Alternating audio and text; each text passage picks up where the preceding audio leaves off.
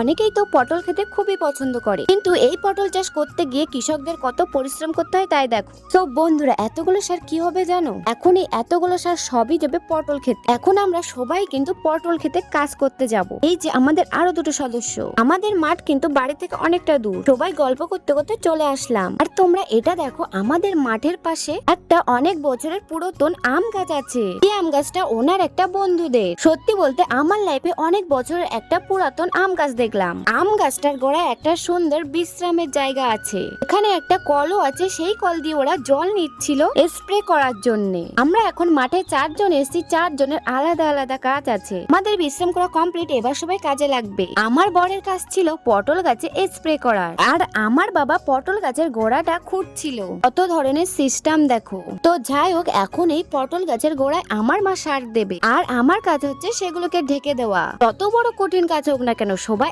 একসাথে করলে সব কাজই হয়ে যায়। তো বন্ধুরা দেখো, আমাদের পটল গাছে জোড়া পটল হয়েছে। আগের দিন দেখলাম জোড়া ফুল, আজ দেখলাম জোড়া পটল। আমরা কিন্তু ফোনটা ধুয়ে সব কাজ করে নিলাম। আমাদের কালি কিভাবে শুয়ে আছে দেখো। তোমাদের কাছে তো আমরা 2 থেকে 3 মিনিটের ভিডিও শেয়ার করি, কিন্তু আমাদের যে ক্যামেরার পিছনে কতটা কষ্ট করতে হয় শুধু আমরাই জানি। পরিশ্রম করলেই তো ফল পাওয়া যাবে, বিনা পরিশ্রমে কি ফল পাওয়া যাবে? তোমরাই বলো।